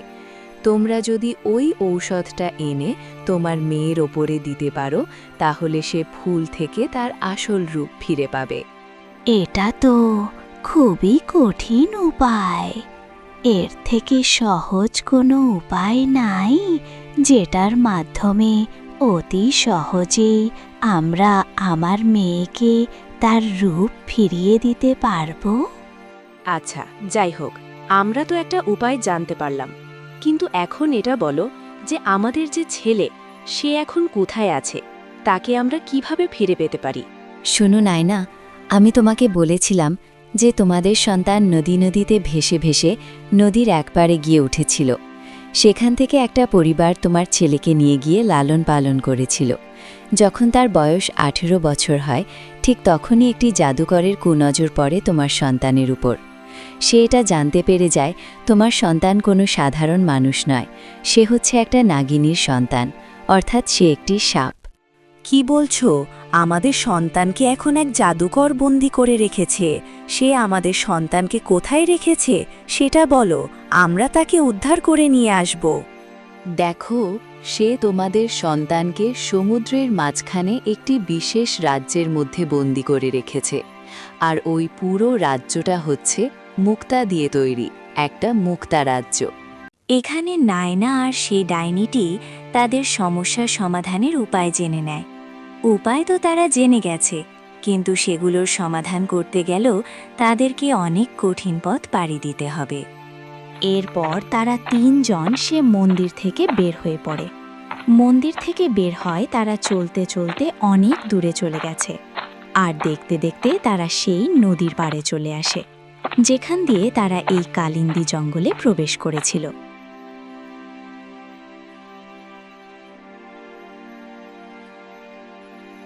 আচ্ছা নায়না আর মাধব, ঠিক আছে, তোমরা আমাকে অনেক সাহায্য করেছ। এখন তোমরা যাও, আমি আমার মেয়েকে আসল রূপ পেরিয়ে দিতে হবে। আমি তাহলে আমার মিশন শুরু করি, তোমরা গিয়ে তোমাদের মিশন শুরু করতে পারো। মাধব, আমাদেরকে ওকে একা ছেড়ে দিয়ে চলে যাওয়াটা ঠিক হবে না। আমাদের উচিত ডাইনিকে সাহায্য করা। আমরা সহজ থেকে তাকে সাহায্য করে তার মেয়েকে আসল রূপ ফিরিয়ে দিতে পারি। কি বলছো তুমি? এখন ইচ্ছে করে অন্যের বিপদ নিজের ঘাড়ে কেন নিচ্ছ? তোমার কি মনে নেই এই ডাইনি আমাদেরকে বন্দি করে রেখেছিল? দেখো মাধব, আমাদের অতীত নিয়ে পড়ে থাকলে হবে না। তুমি যদি বর্তমানের কথা চিন্তা করো তাহলে বুঝতে পারবে এই ডাইনি আমাদেরকে অনেক সাহায্য করেছে। তার উপকারগুলো আমাদেরকে ভুলে গেলে তো হবে না। এটা তো অকৃতজ্ঞতার পরিচয় দেওয়া হবে। আচ্ছা নাইনা, ঠিক আছে, তুমি যেটা ভালো মনে করো। আচ্ছা ডাইনি শোনো, আমরা একটা কাজ করি। আমরা এখন ফিরে যাব না। আমরা সবাই একসাথে সে পরীর রাজ্যে গিয়ে তোমার মেয়ের জন্য সে বিশেষ ঔষধটা নিয়ে আসব, যেটা ফুলের নির্যাস দিয়ে তৈরি। তারপর তোমার মেয়েকে তোর আসল রূপ ফিরিয়ে দেব। কি বলছো তোমরা? আমার বিপদ তোমাদের মাথায় কেন নেবে? তোমরা চলে যাও, আমার বিপদ আমি একাই সামলে নেব। আরে ডাইনি, এখানে এত ইগো দেখাচ্ছ কেন? চলো একসাথে করি কাজ। হারি জিতি নাহি লাজ। আমরা সবাই যখন একসাথে থেকে কাজ করব তখন আমাদের জন্য কাজটা অনেক সহজ হয়ে যাবে। তুমি দেখো, আমরা 3 জন একসাথে ছিলাম, যার কারণে ওই আয়নাটি যখন আমাদেরকে 3টে প্রশ্ন করেছিল, আমরা 3 জন 3টে প্রশ্নের উত্তর দিয়েছি। কিন্তু আমরা যদি একজন থাকতাম, একা থাকতাম, হয়তো একার পক্ষে 3টে প্রশ্নের উত্তর দেওয়া সম্ভব ছিল না। তখন তো আমরা বিপদে পড়ে যেতাম। আশা করি বুঝতে পেরেছো। আচ্ছা ঠিক আছে, তোমরা যদি আমার সাথে যেতে চাও তাহলে চলো আমরা একসাথে গিয়ে সেই পরীর রাজ্য থেকে সেই বিশেষ ঔষধটি নিয়ে আসব। এরপর ওই ডাইনিটি নাইনা আর মাদককে সাথে নিয়ে চলতে থাকে। এভাবে বেশ খানিকক্ষণ ধরে তারা চলতে থাকে, কিন্তু এ পথ যেন শেষই হচ্ছে না। এটা তো তেমন কোনো পথই নয়, সামনে তো রয়েছে বিশাল পথ। আগেই বলা হয়েছিল যে ওই পরিরাজ্যটি হচ্ছে আসমানের উপরে, এটা আমাদের পৃথিবীর ভূমিতে নয়। সেখানে যেতে হলে তাদেরকে উড়ে উড়ে যেতে হবে, কিন্তু ওড়ার মতো শক্তি তো আর তাদের কারো কাছে নেই। তাদেরকে সেই শক্তি অর্জন করতে হবে। নয়না আর মাধব, দেখো, আমরা এভাবে হেঁটে কখনোই সে পরীর রাজ্যে পৌঁছতে পারবো না। ওখানে পৌঁছতে হলে আমাদেরকে উড়ার মতো শক্তি অর্জন করতে হবে। আর তোমরা জানো, তোমরা দুজন উড়তে পারো না, আর আমিও উড়তে পারি না। স্বাভাবিকভাবে আমরা কখনোই সেখানে পৌঁছতে পারবো না। কি বলছো? ওখানে যেতে হলে আমাদেরকে উড়ে যেতে হবে? আমাদের তো উড়ার মতো শক্তি নাই। তাহলে কি আমরা হার মেনে নেব? আমাদের জন্য নিশ্চয়ই কোনো না কোনো পথ খোলা রয়েছে। দেখো, আমরা উড়া ছাড়া আর অন্য কোনো উপায়ে সেখানে পৌঁছাতে পারি কি না? হ্যাঁ ডাইনি মাধব ঠিকই বলছে। আমরা কিছুতেই হার মানব না। আমরা যে মিশন শুরু করেছি সেটা আমরা শেষ করেই যাব, যে কোনো মতে। আমাদেরকে জয়লাভ করতেই হবে। আমরা উড়তে পারি আর না পারি, আমরা কোনো না কোনো উপায় বের করবই, যাতে করে আমরা সেখানে পৌঁছতে পারি। দেখো নয়না, তোমাদের থেকে আমার আরও বেশি ইচ্ছা রয়েছে এই মিশনটা সফল করার জন্য, কারণ এখানে তোমাদের কোনো ফায়দা নেই। এই মিশনটা যদি কারো বিশেষভাবে দরকার হয় তাহলে সেটা হচ্ছে আমার, কারণ মিশন যদি সফল করতে না পারি তাহলে আমার মেয়েকে তার আসল রূপ ফিরিয়ে দিতে পারবো না। হ্যাঁ ডাইনি, আমরা তো সবই জানি, কারণ আমাদেরকে ওই ফুলের নির্যাস থেকে তৈরি হওয়া ঔষধটা নিয়ে আসতে হবে। এখন বলো তোমার পরিকল্পনা কি? ওখানে তো আমাদেরকে যেতেই হবে। কিভাবে সেখানে যেতে চাচ্ছ, বা কি এমন উপায় খুঁজে পেয়েছ যেটার মাধ্যমে সেখানে পৌঁছতে পারবে? দেখো নায়না, আমি তোমাদেরকে আগেও বলেছি, পরীর রাজ্যে পৌঁছতে হলে আমাদেরকে সেখানে হাওয়াতে উড়ে উড়ে পৌঁছতে হবে। তাছাড়া আর কোনো পথ নেই সেখানে যাওয়ার জন্য। তার মানে তুমি কি বলতে চাইছো আমরা কি এখন এখান থেকে পালিয়ে যাব? হার কি আমরা মেনে নেব? না মাধব, আমি আবার কখন এটা বললাম?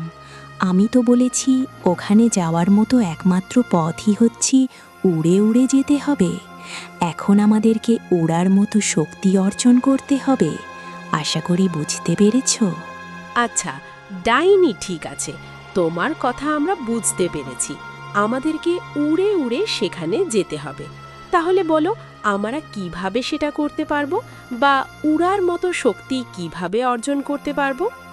নয়না আর মাধব, তোমরা হয়তো জানো না যে আমাদের এই জঙ্গলের একটা জায়গাতে একজন অখুরি রয়েছে। সে বিশাল শক্তিধর এবং তার অনেক দৈব শক্তি রয়েছে। আমাদেরকে তার কাছে যেতে হবে, তার কাছ থেকে সাহায্য নিতে হবে। কেউ যদি কোনো সৎ ইচ্ছা নিয়ে তার কাছে যায় এবং সাহায্য চায়, তাহলে সে সবাইকে সাহায্য করে থাকে। কিন্তু কেউ যদি অসৎ উদ্দেশ্য নিয়ে তার কাছে সাহায্য চায়, তাহলে সে কখনোই তাকে সাহায্য করে না। আমাদের যেহেতু আর কোনো উপায় নেই, আমরা যেহেতু বিপদে পড়ে আছি, আর সেটা আমরা নিজেদের কোনো লোভের কারণে করছি না, তাহলে আশা করি সে আমাদেরকে সাহায্য করবে। কি বলছো? ওই অখরি আমাদেরকে শক্তি দিতে পারবে? মানে আমরা যাতে ওড়ার মতো শক্তি অর্জন করতে পারি সে ব্যবস্থাকে সে করে দিতে পারবে? দেখো, আমি বলেছি সে অখরি বিশাল শক্তিধর, তার অনেক দৈব শক্তি রয়েছে। উড়ার মতো শক্তি কাউকে দেওয়া এটা তো তার কাছে কোনো ব্যাপারই নয়। সে তো পানির মধ্যেও আগুন জ্বালাতে পারে। আচ্ছা, ঠিক আছে, তাহলে চলো আমরা দেরি না করে সেই অখরির কাছে যাই। এরপর এরা তিনজন আবারও হাঁটতে শুরু করে। হাঁটতে হাঁটতেই তারা অনেক দূর চলে আসে।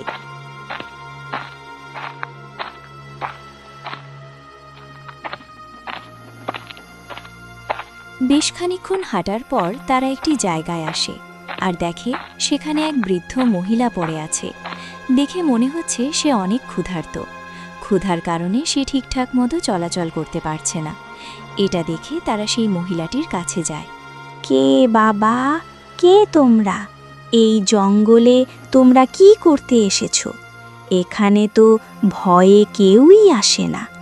এ জঙ্গল তো অনেক ভয়ঙ্কর আর অভিশপ্ত। মাঝি, আমরা অনেক বিপদে পড়ে এই জঙ্গলে এসেছি, কিন্তু এই জঙ্গলের ভেতরে আপনি কি করছেন? আপনার তো এখানে থাকা নিরাপদ না। এই জঙ্গলে অনেক ভয়ানক জন্তু জানোয়ার রয়েছে। হ্যাঁ মা, আমি সবই জানি। আমার এই জঙ্গলে চলাফেরা করে অভ্যাস আছে। সেই ছোটবেলা থেকেই আমি এটার সঙ্গে চলাফেরা করি আর এখানেই থাকি। এখানে কিভাবে থাকতে হয় সেটা আমি খুব ভালো করে আয়ত্ত করে নিয়েছি। কিভাবে ভয়ঙ্কর জন্তু জানোয়ার থেকে বাঁচা যায় সেটা আমার খুব ভালো করেই জানা আছে। কিন্তু এখন আমি দুর্বল হয়ে গেছি। যদি আমাকে একটু সাহায্য করতে। ঠিক আছে, আমরা তোমাকে সাহায্য করব। তোমার কি সাহায্য দরকার বলো আমাদের। মাধব, দেখতে পাচ্ছ সে খুবই দুর্বল হয়ে গেছে। তুমি বুঝতে পারছো না? তার এখন ভালো খাবার দাবার দরকার। সে খাবার দাবারের অভাবে এরকমভাবে দুর্বল হয়ে গেছে, কারণ সে একাই থাকে। চলো আমরা আশেপাশে থেকে কিছু খাবার দাবার পাওয়া যায় কিনা দেখি। এরপর নায়না আর মাধব আশেপাশে কিছু একটা খুঁজতে বের হয়ে পড়ে, যেটা দিয়ে ওই বৃদ্ধ মহিলাটির ক্ষুধা নিবারণ করা যাবে, যাতে করে সে তার শরীরে একটু শক্তি ফিরে পায়।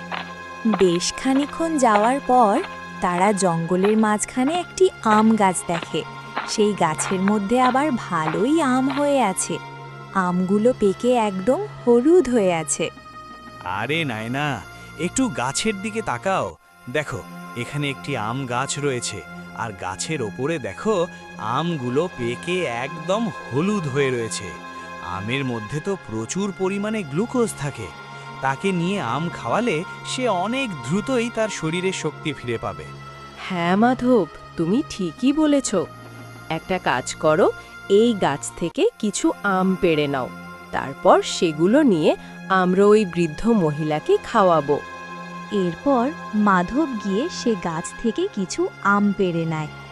মাধব আর নায়না সে আমগুলো নিয়ে আবারও ফিরে যায়। বেশ খানিকক্ষণ পর তারা সেই বৃদ্ধ মহিলার নিকট পৌঁছে যায়। গিয়ে প্রথমে তাকে আম খেতে দেয়। আম খাওয়ার সাথে সাথে সে মহিলাটির শরীরে শক্তি ফিরে পায় আর উঠে দাঁড়ায়। তোমরা অনেক ভালো, তোমরা নিজেদের কাজ বাদ দিয়ে আমাকে সাহায্য করেছ। তোমাদের কারণে আমি এখনো বেঁচে আছি, না হলে এতক্ষণে ক্ষুধায় হয়তো আমি মারাই যেতাম। আরে না, এরকম কিছু না, আপনি তো অনেক বেশি বেশি বলে ফেলছেন। আচ্ছা ঠিক আছে, আমরা তাহলে আসি, আমাদের হাতে সময় কম, আমরা আসলে খুব বিপদে আছি। ঠিক আছে, আপনি তাহলে আপনার বাড়িতে চলে যান, আমরা আমাদের কাজে চলে যাই। আচ্ছা ঠিক আছে, যাও। দোয়া করি তোমরা তোমাদের কাজে সফল হও আর তোমাদের বিপদ যেন খুব শীঘ্রই কেটে যায়।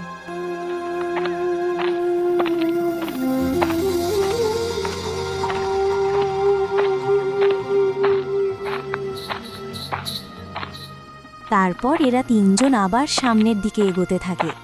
বেশ কিছুক্ষণ পর তারা সেই অঘরীর নিকট পৌঁছে যায়। সে তখন তার আসনে বসে ধ্যান করছিল।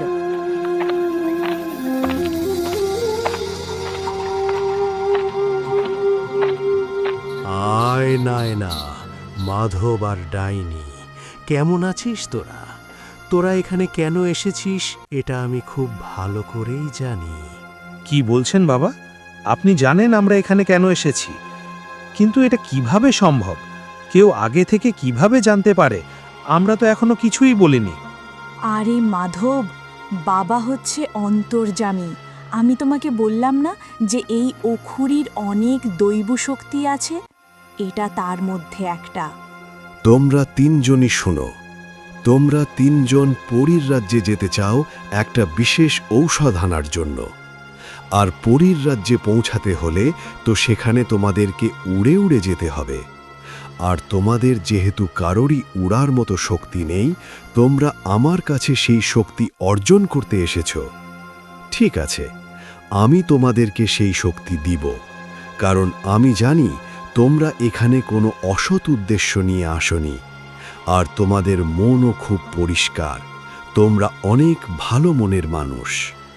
বাবা, আমি শুনলাম আপনি নাকি সবাইকে সাহায্য করেন না, শুধুমাত্র তাদেরকে সাহায্য করেন যাদের উদ্দেশ্য সৎ থাকে, যারা মনের দিক থেকে ভালো হয়। তাদেরকে কোনো একটা পরীক্ষা নিরীক্ষার মাধ্যমে আপনি যাচাই করে থাকেন, কিন্তু আমাদেরকে তো ডাইরেক্ট সাহায্য করতে রাজি হয়ে গেলেন। দেখো মাধব, তোমাকে কে বলেছে যে আমি তোমাদেরকে ডাইরেক্ট সাহায্য করতে রাজি হয়ে গেছি? আমি তোমাদেরকেও পরীক্ষা নিয়েছি। আপনি আমাদের পরীক্ষা নিয়েছেন, কিন্তু কখন? আমরা তো কোনো কিছু টেরই পাইনি। মাধব, তোমরা একটু আগে যখন এখানে আসতে যাচ্ছিলে, ঠিক তখন রাস্তার মাঝখানে একজন বৃদ্ধ মহিলা পড়েছিল। তাকে তোমরা সাহায্য সহযোগিতা করেছিলে। তোমাদের কি মনে হয় এই জঙ্গলে কি সত্যি বৃদ্ধ মহিলা থাকতে পারে? না মাধব, এটা আমিই ছিলাম। আমি তোমাদেরকে একটা পরীক্ষা করে দেখছিলাম যে তোমরা অন্যের উপকার করতে কতটা প্রস্তুত থাকো, আর তোমরা সেই পরীক্ষায় পাশ করে গেছো। অখরি বাবা, আমরা বুঝতে পেরেছি আপনি আমাদেরকে কিভাবে পরীক্ষা করেছিলেন, কিন্তু এখন আমাদের অতি দ্রুতই সে পরীর রাজ্যে পৌঁছানো উচিত। দয়া করে আমাদেরকে সেই শক্তিটা দান করুন।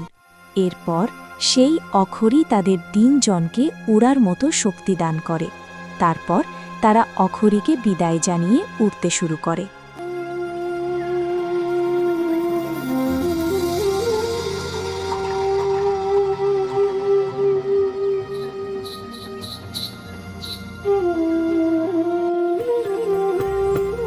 এরপর তারা উড়তে উড়তে অনেক পথ পাড়ি দিতে থাকে। হাজার হাজার কিলোমিটার পথ পাড়ি দিয়ে তারা অবশেষে সেই সুন্দর ফুলশয্যায় সজ্জিত পরীর রাজ্যে প্রবেশ করে।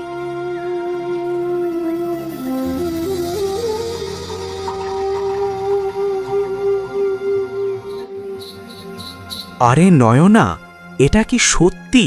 এটা কি বাস্তব কোনো দৃশ্য? আমার তো দেখে মনে হচ্ছে আমি স্বপ্নে দেখেছি। এত সুন্দর একটা দুনিয়া, এটা তো কল্পনাই করা যায় না। আর আমি এরকম একটা জায়গায় পা রেখেছি, এটা তো আমার বিশ্বাসই হচ্ছে না। মাধব, এটা হচ্ছে পরীর রাজ্য। এখানে আমাদের মতো সাধারণ মানুষ থাকে না, যদিও আমরা এক একজন এক এক প্রজাতের। এর মধ্যে শুধুমাত্র তুমি মানুষ, আমি একটা নাগিন, আর উনি হচ্ছেন একটা ডাইনি। তোমাকে যেটা বলছিলাম, পরীর রাজ্যটা এরা খুবই যত্ন সহকারে আগলে রাখে, পরিষ্কার করে রাখে, সুন্দর মতো ফুলসজ্জায় সজ্জিত করে রাখে। হ্যাঁ নাইনা, আমি তোমার কথা বুঝতে পেরেছি। এরা আমাদের মানুষের মতো নয়, এরা এদের দুনিয়াটা খুব সুন্দরভাবে পরিচালনা করে। এজন্যই এটা এত মনমুগ্ধকর। আমাদের পৃথিবীর মানুষগুলো তো খুবই নিকৃষ্ট। যদিও মানুষ সৃষ্টির শ্রেষ্ঠ জীব, তারপরও তাদের মতো হিংস্র জাতি আর দ্বিতীয়টা হয় না। মানুষেরা যদি এদের মতো হতো, তাহলে আমাদের পৃথিবীটাও এত সুন্দর হতো। নয়না আর মাধব, তোমরা ঠিকই বলছো। এখন চলো আমরা আমাদের সেই কাঙ্ক্ষিত ঔষধটা খোঁজার চেষ্টা করি।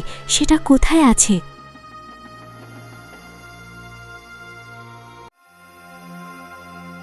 তারপর তারা তিনজন চলতে শুরু করে। বেশ খানিকক্ষণ যাওয়ার পর সামনে থেকে দুটি পরী এসে তাদের পথ আটকে দেয়।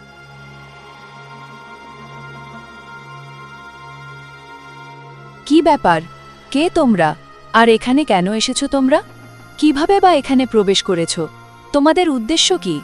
তোমরা জানো না, এটা খুবই সিকিউর এরিয়া। এখানে অন্য কোনো মানুষ কিংবা অন্য কোনো জাতির প্রবেশ নিষেধ।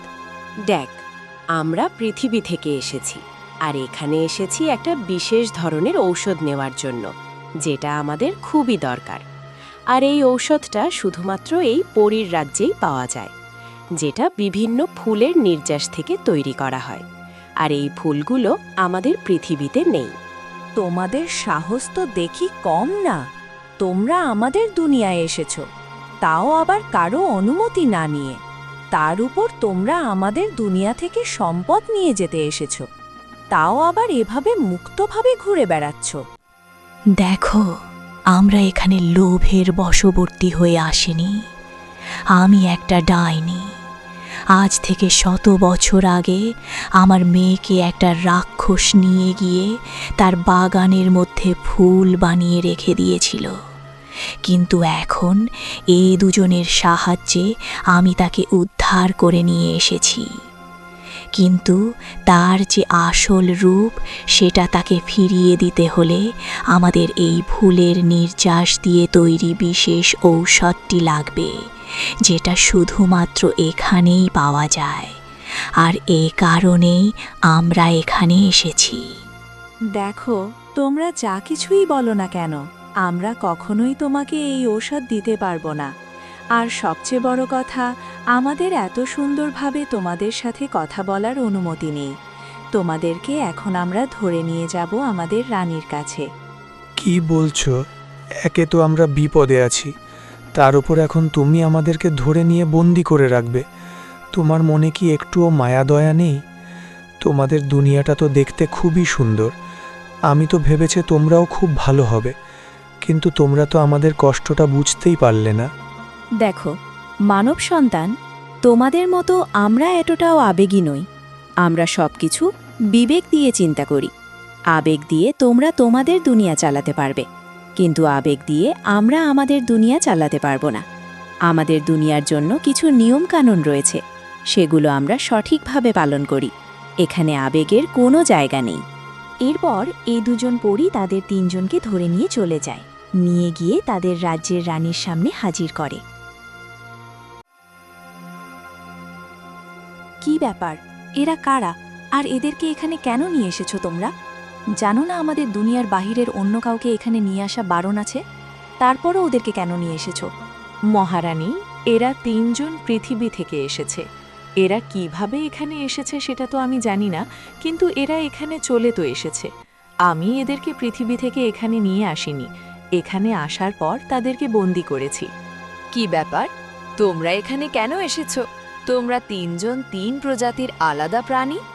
একজন হচ্ছে মানুষ, একজন হচ্ছে ডাইনি, আর একজন হচ্ছে সাপ। তোমাদের কি কোনো বিশেষ উদ্দেশ্য রয়েছে? না মহারানী, আমাদের তেমন কোনো বিশেষ উদ্দেশ্য নেই। আমরা এখানে শুধুমাত্র একটা জিনিসের জন্য এসেছি। আমরা শুনেছি এখানে নাকি একটা বিশেষ ঔষধ পাওয়া যায়, যেটা বিভিন্ন ফুলের নির্যাস থেকে তৈরি, আর আমরা এখানে ওইটার জন্যই এসেছি। তোমাদের কি মনে হয় তোমাদের কিছু একটা মন চাইলো আর এসে এখান থেকে নিয়ে যেতে পারবে? তোমরা জানো না, আমাদের রাজ্য থেকে কেউ কিছু নেওয়া থাক দূরের কথা, আমাদের রাজ্যে প্রবেশ করা পর্যন্ত নিষেধ আছে। মহারানী, আমি সবই জানি, কিন্তু কি আর করব? আমাদের তো দেয়ালে পিঠ ঠেকে গেছে, আমাদের তো করার মতো আর কিছুই নেই। এই ঔষধটা এখানে ব্যতীত আর কোথাও পাওয়া যায় না, আর আমার মেয়েকে তার আসল রূপ ফেরত দিতে হলে এটা খুবই দরকার। এরপর ডাইনিটি তাকে অনেকক্ষণ যাবৎ ঘটনাটা খুলে বলে, কিভাবে কি হয়েছিল, কিভাবে তার মেয়েকে একটি রাক্ষস নিয়ে গিয়ে বন্দি করে একটা ফুল বানিয়ে রেখে দিয়েছিল। তারা অনেকক্ষণ যাবৎ সেই পরীর রানীকে বোঝাতে থাকে। তাদের কথাবার্তা শুনে রানীও বুঝতে পারে যে তাদের জন্য এই ঔষধটা কতটা গুরুত্বপূর্ণ। আচ্ছা ঠিক আছে, আমি তোমাদের কথা বুঝতে পেরেছি। আমি তোমাদেরকে সেই ঔষধটা দেব, কারণ তোমরা কোনো লোভের বশে ভর্তি হয়ে এখানে আসোনি, তোমরা বিপদে পড়েই এখানে এসেছো। যদিও আমাদের রাজ্যের আইন অনুযায়ী এখানকার সম্পদ কাউকে দেওয়া যায় না, তারপরও তোমাদেরকে না দিলে আমার নিজের কাছে অপরাধ বোধ হবে। এরপর একটা পরী সেই ওষুধটা একটি বোতলে করে নিয়ে আসে। সেই ওষুধটা তারা নয়নাদের হাতে তুলে দেয়। মহারানী, আপনাকে অনেক অনেক ধন্যবাদ আমাদেরকে সাহায্য করার জন্য। আপনি যদি আমাদেরকে সাহায্য না করতেন তাহলে হয়তো আমরা ওষুধ নেওয়া থাক দূরের কথা, এই রাজ্যে হয়তো বন্দি হয়েই পড়ে থাকতে হতো, আর ওদিকে আমার মেয়ে ফুল হয়েই আজীবন কাটিয়ে দিত।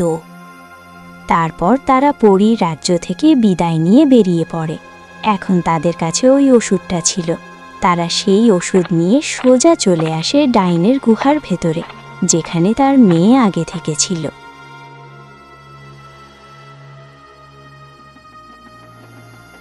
মা, তুমি কোথায় ছিলে? ওই মন্দিরে গিয়ে আবার ফিরে আসতে এত সময় লাগে নাকি? আমি তো ভয় পেয়ে গেছিলাম। তোমার আবার কিছু হয়ে যায়নি তো? অথবা কেউ তোমাকে বন্দি করে নেয়নি তো? না মা, এরকম কিছুই হয়নি। আমরা ওই মন্দিরে যে জাদুকরি আয়নাটি রয়েছে তার কাছ থেকে উপায় জেনে নিয়েছে, যেটার মাধ্যমে তোমাকে তোমার রূপ ফেরত দিতে পারবো। সে বলেছিল আমাদেরকে একটা ঔষধ নিয়ে আসতে হবে, যেটা কিনা পরীর রাজ্যে পাওয়া যায়। আমি ওদেরকে সাথে নিয়ে পরীর রাজ্যে গিয়ে সেই ঔষধটা নিয়ে এসেছি। কি বলছো? সত্যি? আমি কি আবারও আমার রূপ ফিরে পাবো? এটা কি আদৌ সম্ভব? এরপর ডাইনিটি বেশি কথা না বলে ওই ওষুধটি তার মেয়ের ওপর 2 ফোঁটা ফেলে দেয়। তারপর কিছুক্ষণের মধ্যে ডাইনির মেয়েটি ফুল থেকে তার আসল রূপ ফিরে পায়, যেটা দেখে ওই ডাইনিটি অনেক বেশি খুশি হয়ে যায়। তার সাথে সাথে নয়না এবং মাধব ওরাও অনেক বেশি খুশি হয়ে যায়। আচ্ছা ডাইনি, আমরা যাই। তোমার ব্যাপারটা মোটামুটি সারিয়ে দিয়েছি, এখন ঠিক আছে। আমরা তাহলে আসি, আমাদের কাজটাও তো বাকি আছে, ওটাও তো সারতে হবে। আচ্ছা ঠিক আছে, তোমরা আমার অনেক উপকার করেছ। তোমরা না থাকলে আমি এখনো অবধি হয়তো সেই রাক্ষসের কবলই থাকতাম। তার মনোরঞ্জনের একটা উপকরণ হিসেবেই এক কোণে পড়ে থাকতাম। তোমরা না থাকলে ওখান থেকে কেউ আমাকে এখানে নিয়ে আসতে পারত না, আর ওই ওষুধের দ্বারা আমার নিজের রূপ ফিরিয়ে দিতে পারত না। আচ্ছা ঠিক আছে, তোমরা তাহলে থাকো, আমরা আর বেশি কথা না বলে এখান থেকে চলে যাচ্ছি। না জানি আমাদের ছেলে কি অবস্থায় আছে। নাইনা আর মাধব, তোমরা যদি কখনো বিপদে পড়ো কিংবা আমাদের যদি কখনো দরকার হয় তাহলে অবশ্যই স্মরণ করিও। আমরা অবশ্যই তোমার বিপদে তোমাকে সাহায্য করতে প্রস্তুত আছি। এরপর নাইনা আর মাধব ডাইনিদের কাছ থেকে বিদায় নিয়ে সেখান থেকে বের হয়ে পড়ে। তারা হাঁটতে হাঁটতে কালিন্দী জঙ্গলের কিনারায় চলে আসে, সেই জায়গাটা যেখানে তারা নৌকা থেকে নেমেছিল, কারণ আবার তাদেরকে এই নদী পার হয়ে যেতে হবে। মাধব, আমাদেরকে তো আমাদের এলাকায় ফিরে যেতে হলে এই নদীটা পার হয়ে যেতে হবে, কিন্তু আসার সময় তো তুমি নিজে দেখেছো এই নদীতে কোনো নৌকা থাকে না অথবা কোনো মাঝি থাকে না। হ্যাঁ ঠিক আছে, এটা তো দেখতেই পাচ্ছি। তো এখন আমরা এই নদী কিভাবে পার হব? আমরা আসার সময় যে নৌকাটা নিয়ে এসেছিলাম সেটাও তো আশেপাশে কোথাও দেখতে পাচ্ছি না। তারা এই বিষয় নিয়ে দুশ্চিন্তা করেছিল। ঠিক তখনই কোথা থেকে যেন সেই বাজ পাখিটা উড়ে এখানে চলে আসে। আরে নায়না আর মাধব, আমি থাকতে তোমাদের এত চিন্তা কিসের? তোমাদেরকে যেহেতু আমি এখানে নিয়ে এসেছি, তো এখান থেকে তোমাদেরকে আবারও ফিরিয়ে নিয়ে যাওয়ার দায়িত্ব আমারই থাকবে, এটাই তো স্বাভাবিক। শুধু শুধু টেনশন নিচ্ছ কেন?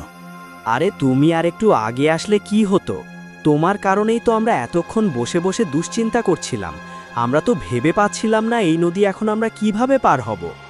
আচ্ছা আচ্ছা, ঠিক আছে, আমার ভুল হয়ে গেছে, আমি দেরি করে এসেছি। এখন তোমরা আর দেরি করিও না। এই নাও তোমাদের নৌকা। এবার নৌকা নিয়ে তোমরা আবারও তোমাদের গন্তব্যের উদ্দেশ্যে যাত্রা শুরু করো। এটা বলে বাজ পাখিটি তাদেরকে আবারও সেই নৌকাটি এনে দেয়। তারপর তারা দুজন সেই নৌকার উপরে চড়ে বসে, সেই নৌকাতে করে তারা নদীতে চলতে শুরু করে।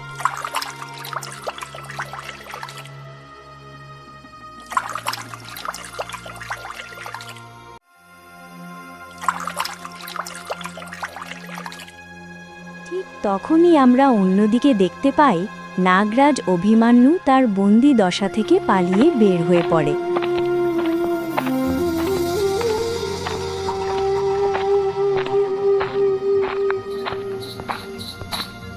আরে বাপরে, অনেক কষ্ট করে ওই কুমড়াটার কাছ থেকে মুক্তি পেয়ে এসেছি, কিন্তু আমি তো এখানে দেখেছি নায়না আর মাধব আমার অনেক আগে তারা বের হয়ে গেছে। তারা তো মনে হচ্ছে এতক্ষণে ওই জাদুকরি আয়নাটার কাছ থেকে সব বিষয় জেনে নিয়েছে। আমাকে যা করার খুব দ্রুতই করতে হবে। এরপর নাগরাজ অভিমন্যু তার গন্তব্যের উদ্দেশ্যে এগোতে থাকে। অন্যদিকে বেশ খানিকক্ষণ পর সেই কুমড়ার মতো দেখতে মানুষটা তার কুঠরিতে ফিরে আসে, কিন্তু এখানে এসে সে দেখে নাগরাজ অভিমন্যু এখান থেকে পালিয়ে যাচ্ছে। এটা দেখে সে অনেক বেশি রেগে যায়। বলদের বাচ্চা, তুই এখান থেকে পালিয়ে গেছিস, কিন্তু পালিয়ে তুই কত দূর যাবি? তোকে তো আজকের সন্ধ্যের দিকে এমনিতেই ছেড়ে দিতাম, কিন্তু তুই পালিয়ে গিয়ে অনেক বড় ভুল করেছিস। তোর শাস্তি এবার আমি 3 গুণ করে দেব। তোকে শুধু হাতের নাগালে একবার পাই, তারপর দেখাবো মজা। অন্যদিকে সেই রাক্ষসটা টের পেয়ে যায় তার বাগান থেকে ডাইনির মেয়েকে নিয়ে যাওয়া হয়েছে। এটা জানার পর তার মাথা পুরো গরম হয়ে যায়। সে পুরো পাগলা কুকুরের মতো করতে শুরু করে। কার এত বড় সাহস আমার বাগানে ঢুকে আমার বাগান থেকে ফুলের টব নিয়ে গেছে? আজ পর্যন্ত কেউ তো এখানে এসে জীবিত ফিরে যেতে পারেনি। ওকে ধরতে পারলে আমি পুরো জ্যান্ত চিবিয়ে খেয়ে ফেলবো। তার কিছুক্ষণ বাদে আমরা নাগরাজ অভিমন্যুকে দেখতে পাই। দুর্ভাগ্যবশত অভিমন্যু এই পথ দিয়েই ফিরে আসছিল। ফিরে আসার সময় সে রাক্ষসীর এই বাগানটি দেখতে পায়, যেটা দেখে তার কাছে অনেক ভালো লাগে। বাহ, এরকম একটা ভয়ঙ্কর জঙ্গলের মাঝখানে এত সুন্দর একটি ফুলের বাগান, এটা সত্যিই অসাধারণ। একটা কাজ করি, এখান থেকে কিছু সুগন্ধি ফুল দেখে ছিঁড়ে নিই। অনেক দিন যাবত ওই কুমড়াটার কাছে বন্দি থেকে গোসল করতে পারিনি, গা থেকে দুর্গন্ধ ছড়াচ্ছে। এরপর অভিমন্যু গিয়ে বাগান থেকে কিছু ফুল ছিঁড়ে নেয়, কিন্তু সে তো জানে না এই ফুল বাগানটা একটা রাক্ষসের বাগান। আর অন্যদিকে সে রাক্ষসী অনেক বেশি রেগে যায়, কারণ তার পারমিশন ছাড়া এখানে ঢোকাও নিষেধ, কিন্তু সে তো ফুলই ছিঁড়ে নিয়েছে। হঠাৎ করে সেই রাক্ষসী তার সামনে চলে আসে। এটা দেখে অভিমন্যু কিছুটা ঘাবড়ে যায়। কিরে, তোর সাহস তো দেখি কম না। তুই আমার অনুমতি না নিয়ে আমার ফুলের বাগানে প্রবেশ করেছিস ভালো কথা, তার উপর তুই এখান থেকে ফুলও ছিঁড়েছিস। আর কিছুদিন আগে আমার বাগান থেকে একটি বিশাল বড় ফুলের টবকে যেন চুরি করে নিয়ে গেছে।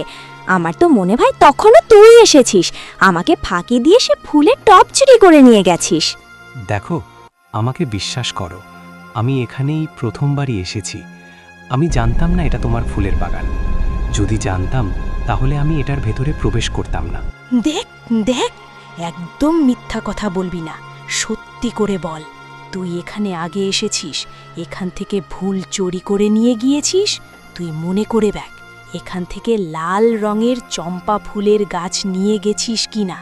তুই যদি সত্যি কথা বলিস, আমাকে যদি সেই গাছটি ফিরিয়ে দিস, তাহলে আমি তোর কিছুই করব না, তোকে ছেড়ে দেব। রাক্ষসটি কোনো মতেই বিশ্বাস করতে চায় না যে অভিমান্য এখানে প্রথমবারই এসেছে।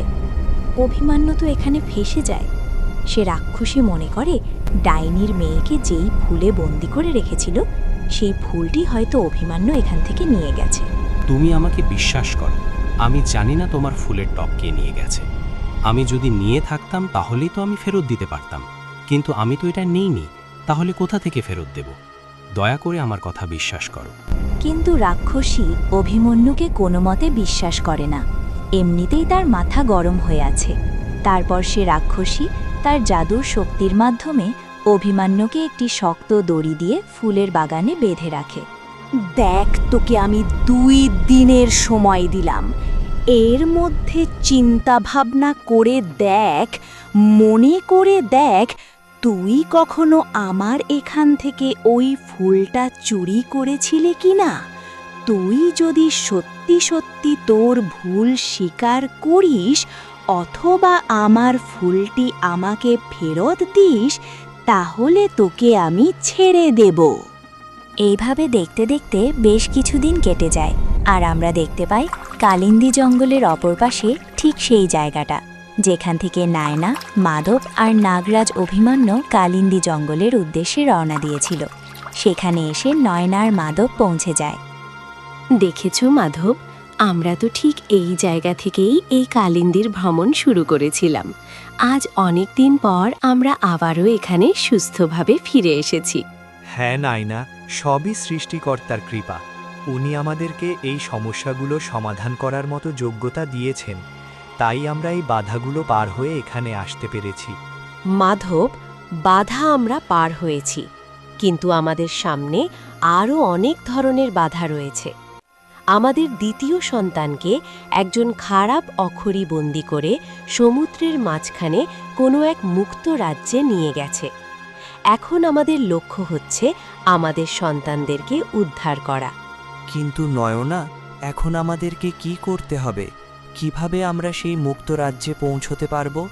আর এটা সমুদ্রের ঠিক কোন জায়গায় রয়েছে? আমরা তো এ ব্যাপারে কিছুই জানি না। তারা এসব বিষয় নিয়ে যখন দুশ্চিন্তায় পড়ে যায়, ঠিক তখনই আবারও সেই বাজ পাখিটি তাদের সামনে চলে আসে। মাধব আর নয়না, আমি জানি তোমরা এখন কি নিয়ে চিন্তা করছো, কিন্তু তোমাদের আগে তোমাদের প্রথম সন্তানকে উদ্ধার করা উচিত। এটাই সঠিক সময়, কারণ ওখানে শুধুমাত্র শ্যামদেব রয়েছে। নাগরাজ অভিমান্যু তো এখন এক জায়গায় বন্দী হয়ে পড়ে আছে। কি বলছো? তাহলে আমাদের তো আগে আমাদের প্রথম সন্তানকেই উদ্ধার করা উচিত, কারণ তারা যেহেতু এখন মাত্র একজন রয়েছে, তাদেরকে হারানোটা আমাদের পক্ষে সহজ হবে।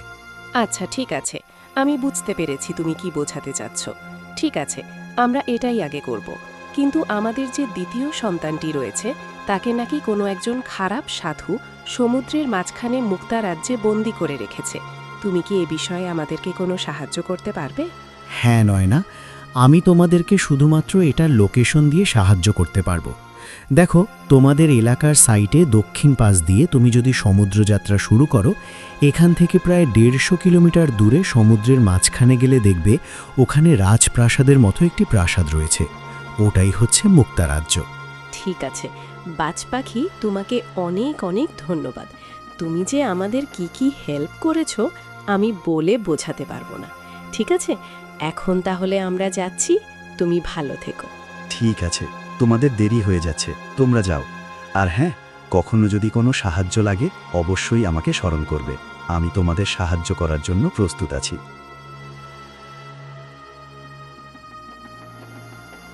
এরপর নায়না আর মাধব আবারও চলতে শুরু করে তাদের বাড়ির উদ্দেশ্যে।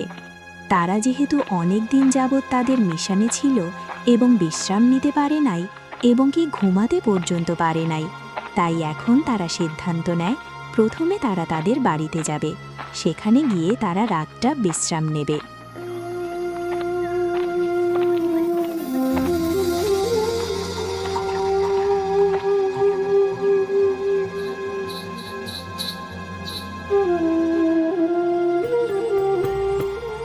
নায়না, আজকে আমরা এখানে বিশ্রাম নিয়ে নেই, সারা রাত ঘুমিয়ে তারপর কালকে সকালে খাবার দাবার খেয়ে আমরা আবারও বের হয়ে পড়ব।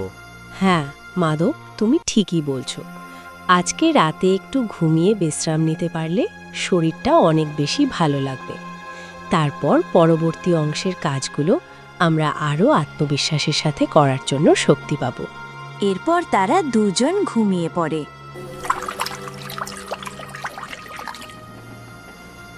পরদিন সকালে দুজনে ঘুম থেকে উঠে খাবার দাবার সেরে আবার তাদের মিশনে বের হয়ে পড়ে।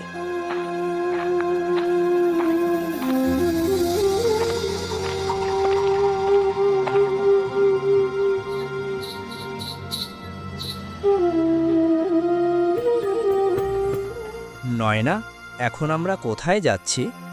মাধব, কালকে ওই বাজ পাখিটা আমাদেরকে বলেছিল আমাদের সন্তানকে নাগলোকে শুধুমাত্র নাগরাজ অভিমান্যর বাবা শ্যামদেব বন্দি করে রেখেছে।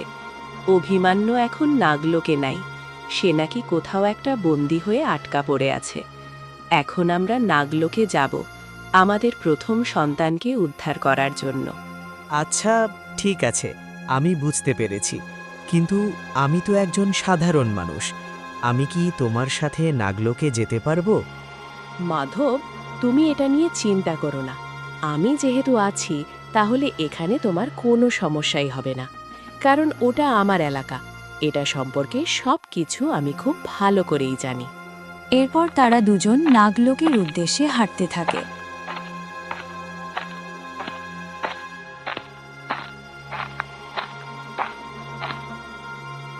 তো বন্ধুরা, এরপর কি হয়েছিল, তারা কিভাবে নাগলোকে পৌঁছেছিল এবং সেখান থেকে কি তারা তাদের সন্তানকে উদ্ধার করতে পেরেছিল, এসব কিছু জানতে হলে তোমাদেরকে পরবর্তী পর্বের জন্য অপেক্ষা করতে হবে। পরবর্তী পর্ব দেখতে চাইলে ভিডিওতে লাইক করে কমেন্টে পর্ব 11 লিখে কমেন্ট করো।